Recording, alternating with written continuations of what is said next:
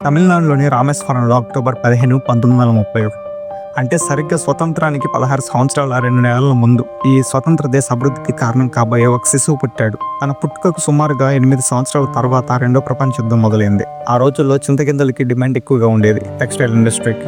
అందుకు మొదటిసారి తన 8వ ఏట తన కుటుంబ పోషణ నిమిత్తం చింతగింజలు అమ్మడం మొదలుపెట్టాడు. అలా అమ్మగా వచ్చిన డబ్బు అతని మొదటి జీతం. అది అతనిలో కష్టపడి స్ఫూర్తిని నింపింది. తర్వాత రెండో ప్రపంచ యుద్ధం కారణంగా రామేశ్వరంలోని ట్రైన్స్ అక్కడ ఆగేవి కావు. అందుకు న్యూస్ పేపర్ బండిల్స్ ని ఆ ట్రైన్ నుండి స్టేషన్ లోకి విసిరేసేవారు. వాటిని పట్టుకుని తన అన్నకి ఇచ్చే బాధ్యత అతనిది. తర్వాత వాటిని తీసుకుని సైకిల్ కి తగిలించి వాటిని అమ్మేవాడు. అలా తన పనితో పాటు తన స్కూల్ ఎడ్యుకేషన్ కంప్లీట్ చేశాడు. మార్కులదే ఉంది, మైండ్ కి ఎక్కిన మ్యాటర్ ముఖ్యమని అందుకు తగ్గట్టే కష్టపడేవాడు కూడా చదువు విషయంలో. తర్వాత 1954లో ఫిజిక్స్ లో డిగ్రీ పొందాడు. తన జీవితంలో 4 సంవత్సరాలు అయిష్టంగా ఒక కోర్స్ పూర్తి చేసి 4 సంవత్సరాలు వృధా చేశానని చింతించాడు. ఆ తర్వాత మద్రాస్ ఇన్స్టిట్యూట్ ఆఫ్ టెక్నాలజీలో ఏరోనాటికల్ ఇంజనీరింగ్ చదవాలనుకున్నాడు. కానీ తన కుటుంబం దగ్గర దానికి కావాల్సిన డబ్బులు లేకపోవడంతో తన సహోదరి ఆవిడ బంగారు గాజులను తాకట్టు పెట్టడానికి ఇచ్చింది. ఆ డబ్బుతో కాలేజీలో చేరారు. అతని చిన్ననాటి కళ అక్షలా గాల్లో ఎగరాలని. ఆ కళ నెరవేరడం కోసం 8 స్థానాలకు జరిగిన యుద్ధ పైలట్ ఎంట్రన్స్ ఎగ్జామ్ లో 9th ప్లేస్ పొంది తన కళను కోల్పోయాడు.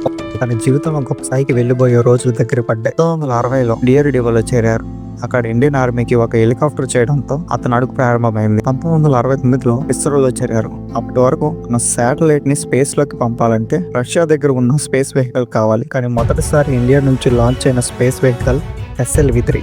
దానికి ప్రాజెక్ట్ డైరెక్టర్ అతడే. అతని వల్ల ఈ దేశ శబ్దం ప్రతి దేశానికి వినబడింది. ఓకే, స్పేస్ విధంగా మనల్ని విజయం సాధించేలా చేశారు. కానీ ఎయిర్ డిఫెన్స్ పరంగా మన దేశాన్ని చూసి నవ్వుకునే రోజులు అవి. అప్పటికి మిసైల్స్ ఉన్నవి యుద్ధంలో వాడడానికి పనికిరావు. ఆ సమయంలో అతన్ని DRDOకి పంపించారు. అప్పుడు తిప్పారు ఆయన ఇండియా ఎయిర్ డిఫెన్స్ ని ఒక మలుపు. IGMDP integrated guide and missile development programme కి చీఫ్ ఎగ్జిక్యూటివ్ గా ఉండి యుద్ధానికి కావాల్సిన మిసైల్స్ పృథ్వీ, అగ్ని, త్రిశూల్ ఈ మిసైల్స్ తయారీకి ముఖ్య పాత్ర వహించారు. అప్పుడు పెట్టారు ఆయనకి పేరు మిసైల్ మ్యాన్ ఆఫ్ ఇండియా అని. అతని పేరు మీకు తెలిసే ఉంటుంది కదా, అవుల్ బకీర్ జైనులాబ్దీన్ అబ్దుల్ కలాం అని. దీన్ని సాధించిన ఆయన కావాలనుకుంటే గొప్ప ధనం సంపాదించగలడు, ఆస్తి సమకూర్చగలడు, వ్యాపారాలు చేయగలడు. కానీ అవేవి చేయలేడు. ఆయనకు మిగిలిన ఆస్తి ఏంటో తెలుసా?